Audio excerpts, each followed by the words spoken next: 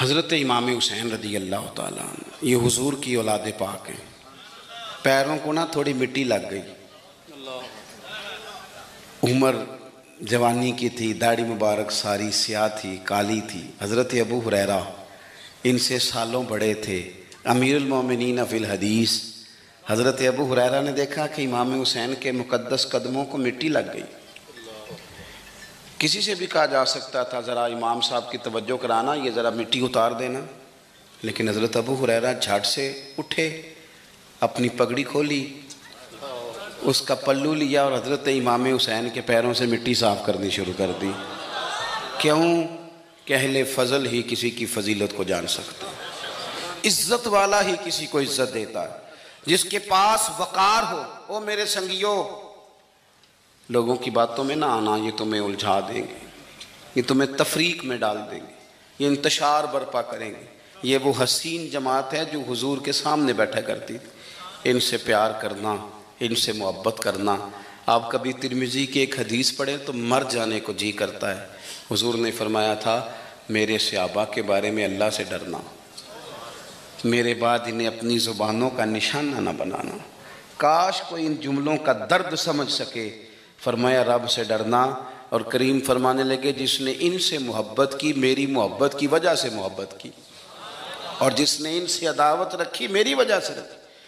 کبھی بھی کسی اور جو حضور کی اولاد ہے، صحابہ کرام نے ایک جگہ کچھ نذرانہ جمع کیا اور جمع کر کے کہا کہ حضور کی بارگاہ میں پیش کرنا ہے.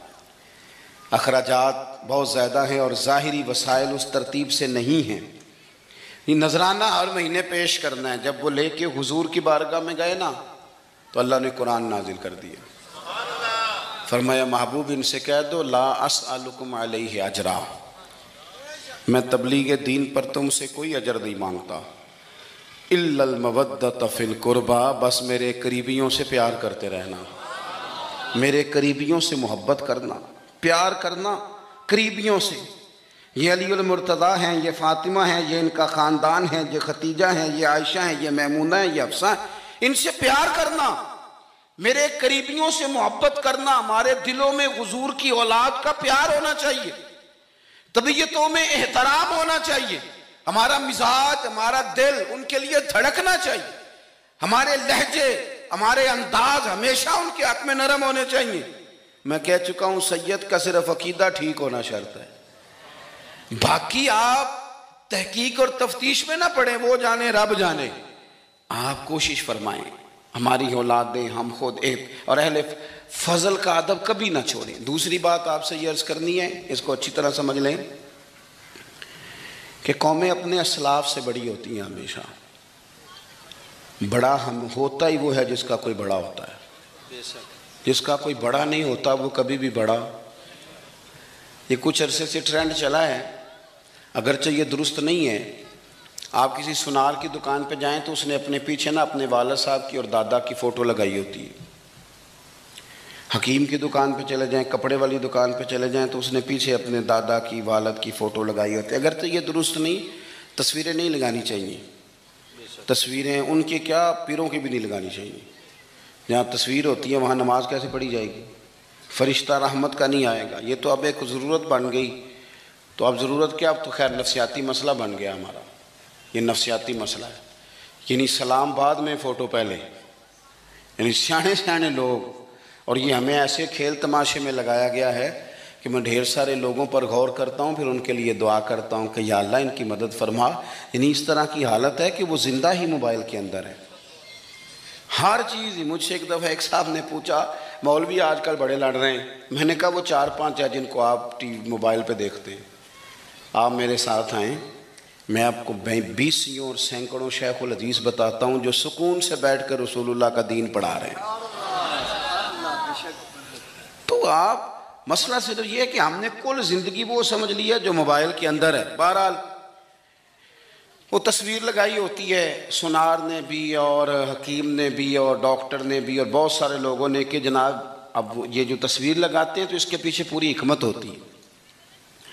آپ ان سے پوچھتے ہیں یہ فوٹو کیوں لگائی ہے تو وہ کہتے ہیں ہم یہ بتانا چاہتے ہیں کہ یہ کام آج نہیں ہم نے شروع کیا، ہمارا شجرہ پرانا ہے، ہمارے باپ دادا سارے یہی کام کرتے تھے، ہمارا خاندانی ورثہ ہے. وہ ثابت یہ کرنا چاہتے ہیں کہ ہم پیچھے سے ہمارا ایک سلسلہ آ رہا ہے. ساری دنیا اپنے اکابرین کو، اسلاف کو، بڑوں کو ان کے زور پر بڑا ہونا چاہتی ہے. یہاں کچھ لوگ ایسے آئے ہیں جن کے نزدیک معاذ اللہ صحابہ ہی ٹھیک نہیں تھے، اہل بیت ہی ٹھیک نہیں تھے. آپ اپنی سند کیسے مضبوط کریں گے؟ اگر وہ اولین جو حضور کے سامنے بیٹھتے تھے وہی ٹھیک نہیں تھے تو پھر ان سے ہو کے جو دین آگے آیا اس کو تم کیسے ٹھیک مانو؟ ساری چیزوں کو مشکوک کرنا چاہتے ہیں. ہمارے بزرگوں نے، امام بخاری نے، امام مسلم نے محنت کر کے حدیثیں تلاش کی، اصول بیان کیے کہ یہ حدیث صحیح ہے، متواتر ہے، حسن ہے، ضعیف ہے، کیا ہے، اس کے اصول اور قاعدے بیان کیے. اور جب انہوں نے خود پوری تحقیق کی، آپ تھوڑی سی، آپ مشکل بات نہیں کر رہا، تھوڑی سی آپ غور کریں گے، انہوں نے سینکڑوں میل کا سفر کیا، گھوڑوں پہ، پیدل، اونٹوں پہ، ریسرچ کر کے بتایا کہ یہ حدیث بالکل درست ہے، اپنی سند کے اعتبار سے، متن کے اعتبار سے یہ متواتر درجے کی ہے. انہوں نے پوری ریسرچ کی. پھر غور کریں کیا کہہ رہا ہوں، جب پوری تحقیق کر لی تھی تو پھر انہیں کہنا چاہیے تھا نا یہ نبی پاک نے فرمایا ہے، کہنا چاہیے تھا نا کہ یہ حضور نے فرمایا، ہماری تحقیق ہے، حدیث درست ہے. لیکن کسی نے بھی ڈائریکٹ نہیں کہا. انہوں نے جب بھی کہا کہنے لگے حضرت عبداللہ ابن عمر فرماتے ہیں کہ حضور نے یوں فرمایا، حضرت انس بن مالک فرماتے ہیں کہ حضور نے یوں فرمایا، حضرت جناب سیدہ عائشہ صدیقہ فرماتی ہیں یوں حضور نے فرمایا، حضرت ابو ہریرہ فرماتے ہیں یوں حضور نے فرمایا. انہوں نے نا پہلے اس صحابی کا نام لیا جنہوں نے وہ بات اپنے سینے میں محفوظ کی. کیا بتایا انہوں نے ہمیں کہ ہم دنیا گھوم آئے ہیں، ریسرچ کر آئے ہیں، تلاش و بسیار کے بعد اس نتیجے پہ پہنچے ہیں کہ دین کا اصل فیض وہی ہے جو صحابہ اور اہل بیت کے سینوں سے ہو کے امت کو نصیب ہوا ہے. اصل فیضان وہ ہے جو وہاں سے ہو کے آیا. تو ایک بات تو یہ کہ اہل فضل کی عظمت، اور دوسری بات کہ اپنے اکابرین کے ساتھ جوڑ کے رہنا، اور تیسری بات حضرت سیدنا امام حسین، حضرت امام حسن رضی اللہ تعالی عنہما، ان دو شہزادوں سے نا نبی پاک صلی اللہ علیہ وسلم نے جو محبت فرمائی ہے نا وہ بھی بڑی قابل دید ہے. حضور نے جو ان سے پیار کیا ہے. کچھ لوگ ایسے ہوتے ہیں کہ جن سے انسان جب پیار کرتا ہے، محبت کرتا ہے تو وہ بات نا دور دور نکل جاتی ہے، بات پھیل جاتی ہے. ان کے ساتھ نا میرے نبی پاک کا خصوصی لگاؤ ہے. اس کا مطلب یہ نہیں کہ ہر نانا ہی اپنے نواسے سے پیار کرتا ہے، یہ معنی نہیں. رسول پاک علیہ السلام جو کام بھی کرتے ہیں اللہ کی وحی کے ساتھ کرتے ہیں. حضور کا ہر کام وحی خدا ہے، اپنی مرضی سے حضور کوئی کام نہیں کرتے. تو نبی پاک نے جو بھی کیا ہے وہ امت کے لیے نمونہ ہے. حسنین کریمین سے جو حضور کا پیار ہے، جو نبی پاک علیہ السلام کی ان کے ساتھ والہانہ محبت ہے. اعلیٰ حضرت بریلوی نے حدیث لکھی ہے، راوی حضرت عثمان غنی ہے رضی اللہ تعالیٰ عنہ. حضور سید عالم صلی اللہ تعالیٰ علیہ وآلہ وسلم نے نا گھر میں پیغام بھیجا، فرمایا فاطمہ سے کہو ذرا حسن حسین کو تو بھیجے. یہ سارا دن ہی حضور کے پاس رہتے ہیں، سارا دن ہی، لیکن وہ جو والہانہ پن ہے، جو محبت ہے، جو ان کے ساتھ محبوب کا خاص لگاؤ ہے. سیدہ سے کہو ذرا شہزادوں کو بھیجے، تھوڑی سی دیر ہو گئی آنے میں. اعلیٰ حضرت فرماتے ہیں یوں لگتا جیسے سیدہ فاطمہ کپڑے نہیں ماں بدلنے لگتی بچوں کے، خوشبو نہیں لگانے لگتی. تھوڑی تیاری میں دیر ہو گئی تو محبوب نے نظریں جمائی ہیں اس حجرے کی طرف جہاں سے امام حسن اور حسین نے آنا ہے. رحمت کے عجب ہی جھمیلے ہیں، حسنین یہاں پر کھیلے ہیں. تو دونوں شہزادوں جب دروازہ کھلا تو حضرت عثمان غنی کہتے ہیں بچے جب نکلے نا دونوں تو یہ کوئی 10 15 50 100 میل دور سے تھوڑی آ رہے ہیں، تو یہیں رہتے ہیں.